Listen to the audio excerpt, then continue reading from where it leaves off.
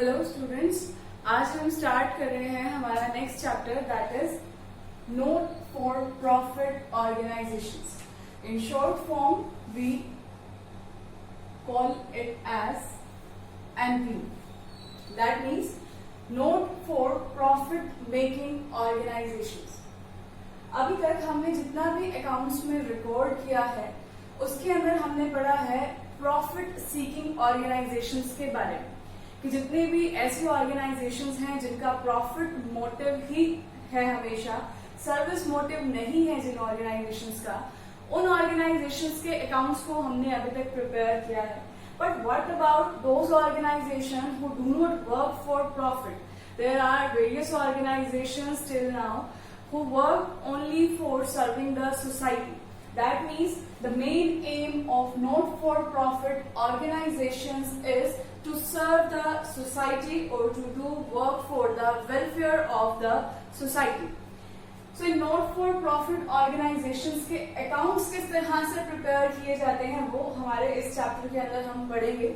लेकिन उससे पहले हमें ये पता होना चाहिए कि not-for-profit making organizations होती क्या है. Not-for-profit organizations means the organizations who do not work for earning profits. These work by getting donations, charities, and work for the social welfare of the society. That doesn't mean if these do not work for earning profit motive, that doesn't mean that not-for-profit organizations cannot do the business. Still, not-for-profit organizations can do the business and can earn profit to a little amount, but always profit earning will be the secondary objective of the NPOs, whereas the first and foremost objective will be serving the society. So, not-for-profit organization का सबसे main aim क्या होता है? Service. यही मैंने यहाँ पर first feature का पॉइंट मेंशन किया है, that main M is service, कि नॉन प्रॉफिट ऑर्गेनाइजेशंस को हमेशा सर्विस ही प्रोवाइड करनी है सोसाइटी को. अब कुछ हम क्लब्स सुनते हैं, कुछ कोऑपरेटिव सोसाइटीज सुनते हैं, कुछ चैरिटेबल इंस्टीट्यूशन सुनते हैं. कुछ जो हमारे क्लब्स होते हैं वहां भी हम मेंबरशिप फीस पे करते हैं, तो बहुत सारी हमें अपॉर्चुनिटीज देते हैं. जैसे कि अगर क्रिकेट का क्लब है तो वहां पर हम क्रिकेट टूर्नामेंट्स ऑर्गेनाइज कर सकते हैं, तो प्राइजेस डिस्ट्रीब्यूट कर सकते हैं, तो उसमें हम एक्सपेंडिचर भी करते हैं. तो इसका मतलब ये नहीं है कि अगर हमारी एनपीओ है तो हम वहां पर कोई भी बिजनेस कंडक्ट नहीं कर रहे हैं. एनपीओ का मेन एम सिर्फ सर्विस है, यानी कि सोसाइटी को सर्व करना, सोसाइटी के वेलफेयर के लिए काम करना. लेकिन इसका मतलब ये नहीं है कि वो कोई भी बिजनेस नहीं करेंगे, वो बिजनेस कर सकते हैं. लेकिन जब भी वो अपनी सर्विसेज प्रोवाइड करते हैं, यानी कि जब भी वो कोई भी अपॉर्चुनिटी प्रोवाइड करते हैं या अपने प्रोडक्ट्स को सेल करते हैं, तो उन प्रोडक्ट का जो प्राइस होगा या उनकी सर्विस के लिए जो आप किसी भी कस्टमर को, किसी भी मेंबर ऑफ दैट सोसाइटी को पे करना पड़ेगा, वो अमाउंट हमेशा नॉमिनल रेट से ही चार्ज किया जाएगा.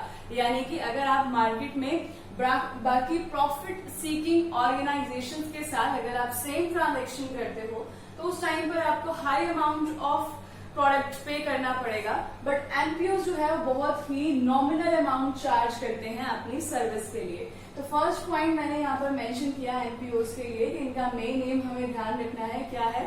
Service. They are not profit seeking organisations, these are not for profit organisations working for the welfare of the members as well as society. Next point इसमें देखो, form of charitable trust. Form of charitable trust का मतलब ये है कि अब जो not for profit organisations हैं वो किस फॉर्म में बिजनेस करेंगी.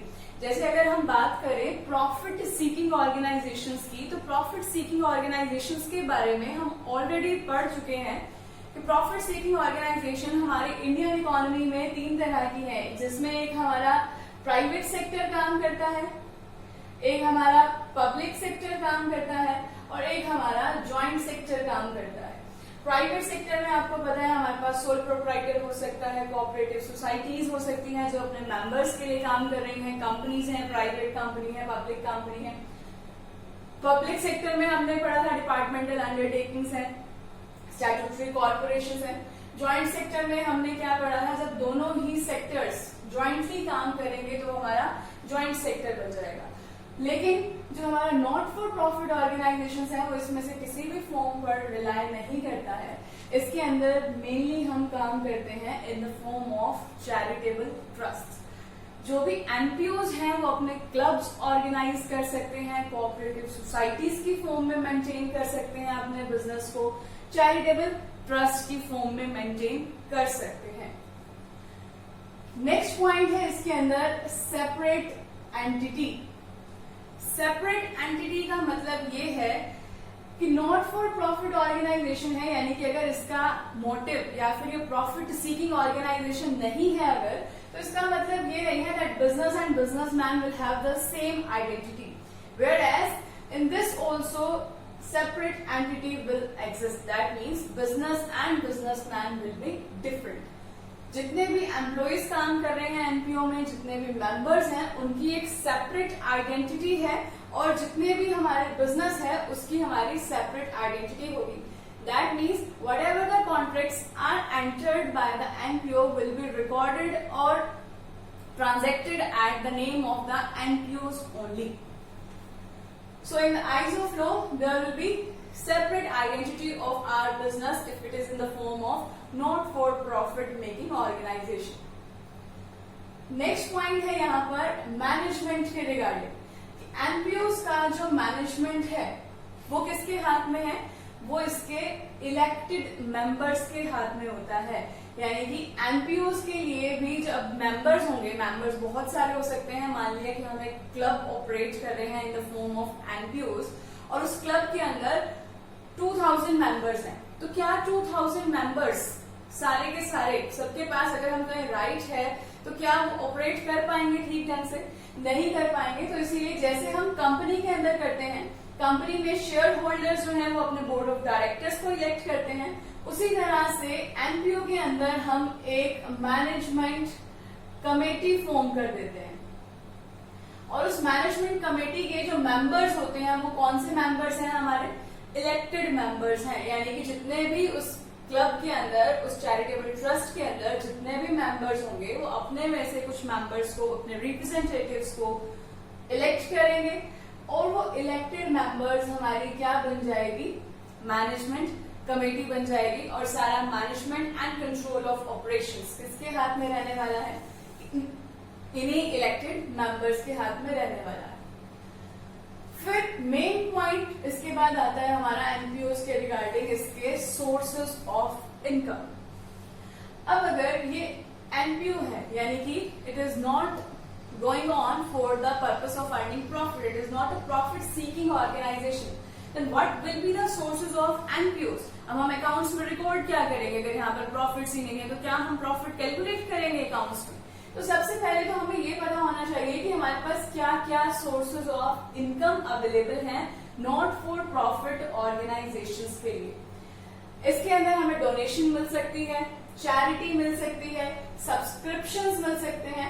सब्सक्रिप्शंस मतलब अगर कोई भी हमारे क्लब का मेंबर बना है तो उसने मेंबर सब्सक्रिप्शन फीस हमें पे की होगी, तो वो भी हमारे लिए क्या बनने वाली है? इनकम बनने वाली है।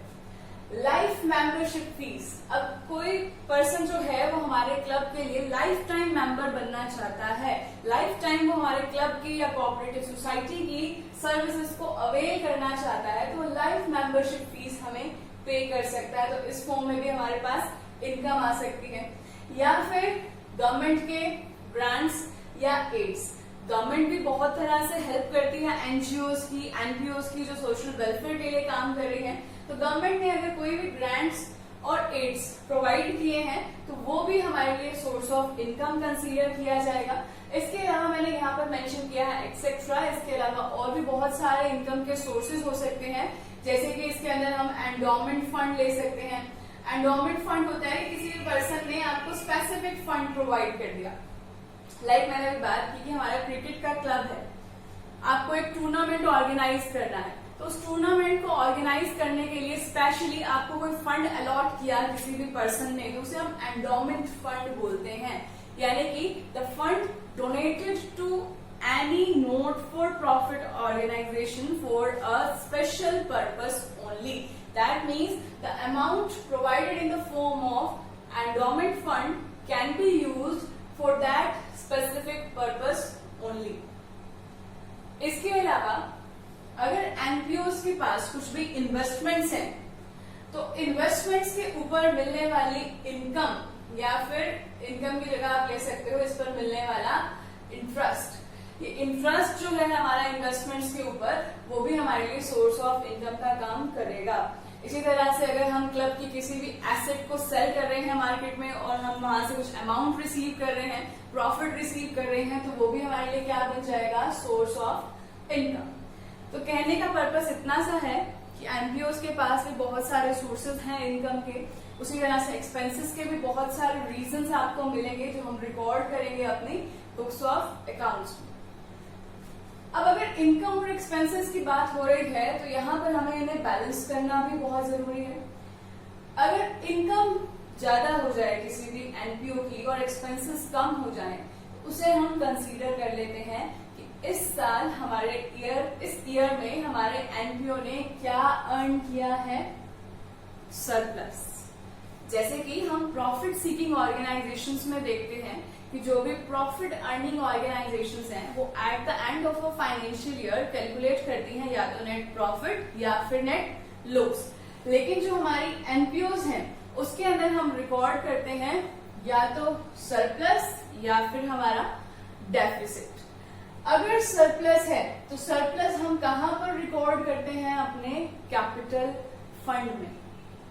अब आपको याद करना होगा कि जब हम trading and profit and loss account या बैलेंस शीट प्रिपेयर करते हैं तो हमारा जो नेट प्रॉफिट या नेट लॉस आता है उसको हम कहां पर एडजस्ट करते हैं, बैलेंस शीट में लायबिलिटी साइड हम कैपिटल में ऐड कर देते हैं अगर नेट प्रॉफिट हो, और अगर नेट लॉस हो तो हम उसे कैपिटल में से लेस कर देते हैं। तो वही सेम काम एनपीओज भी कर रहे हैं, बट नेट प्रॉफिट को वो क्या कंसीडर कर रहे हैं, सरप्लस, और नेट लॉस को ये क्या कंसीडर कर लेते हैं, डेफिसिट। यानी कि अगर कोई भी एनपीओ इनकम ज्यादा अर्न कर रही है और एक्सपेंसेस कम पे कर रही है तो वहां पर होगा सरप्लस, और अगर एक्सपेंसेस ज्यादा हैं और इनकम्स कम है तो वहां पर आ जाएगा डेफिसिट। और कोई भी डेफिसिट हो या सरप्लस हो वो किस में एडजस्ट होना है, हमारा कैपिटल फंड में। अब आपको यहाँ से क्लियर हो जाना चाहिए कि यहाँ पर हम कैपिटल को किस नेम से डिनोट कर रहे हैं, कैपिटल फंड। इसका मेथड और बेस बिल्कुल सेम है। कैपिटल क्या है, that is invested bye a businessman, but इस कैपिटल को हम कैसे जानते हैं, यहाँ पर कैपिटल फंड के नाम से जानते हैं। तो ये सारे पॉइंट्स हैं हमारे एनपीओ के रिगार्डिंग कि एनपीओ में सबसे मेन एम क्या होता है, हमारा सर्विस मोटिव का मेन एम होता है, इसकी सेपरेट आइडेंटिटी है, यानी सेपरेट आइडेंटिटी एग्जिस्ट करती है। कोई भी आपने कॉन्ट्रैक्ट साइन करना है, कोई भी केस फाइल करना है तो सब कुछ हमारे एनपीओ के नाम से ही कंसीडर किया जाएगा, because in the eyes of law it has separate identity. Form की अगर हम बात करें तो कोऑपरेटिव सोसाइटीज, क्लब्स और चैरिटेबल ट्रस्ट की फॉर्म में एग्जिस्ट करते हैं हमारी इकोनॉमी के अंदर। इसके मैनेजमेंट जो है वो इलेक्टेड मेंबर्स के हाथ में होता है, और इलेक्टेड मेंबर्स कौन है, रिप्रेजेंटेटिव है बाकी सभी मेंबर्स के, और मिलकर मैनेजमेंट कमेटी फॉर्म करते हैं। सोर्सेज ऑफ इनकम की अगर हम बात करें तो सोर्सेज ऑफ इनकम के अंदर हमारे पास डोनेशन है, चैरिटी है, सब्सक्रिप्शन है, ये सब हमारे पास सोर्सेज ऑफ इनकम है। वो अलग बात है कि इन सोर्सेज ऑफ इनकम में हमारे लिए कुछ जो इनकम्स हैं वो हमारी रेवेन्यू नेचर की हैं, और जो कुछ इनकम है वो हमारी कैपिटल नेचर की है। ये पॉइंट हमारे लिए यहाँ पर बाइफरकेट करना बहुत ही इंपॉर्टेंट है एनपीओ के चैप्टर में, वो हम बाद में डिस्कस करेंगे कि कुछ इनकम रेवेन्यू है उन्हें कहाँ रिकॉर्ड करना है, और कुछ इनकम हमारी कैपिटल नेचर की होती है तो उन्हें कहाँ रिकॉर्ड करना है। उसके अलावा गवर्नमेंट ग्रांट्स हो सकते हैं, ये सब हमने यहाँ पर पढ़ा है। और फिर हमने लास्ट में देखा कि हमारी जो एनपीओज हैं वो या तो सरप्लस रिसीव करेंगे at the end of a financial year या फिर डेफिसिट। अगर सरप्लस होगा तो कैपिटल फंड में ऐड हो जाएगा, अगर डेफिसिट है तो कैपिटल फंड में से लेस हो जाएगा। तो ये सारा था हमारा एनपीओ के इंट्रोडक्शन के बारे में।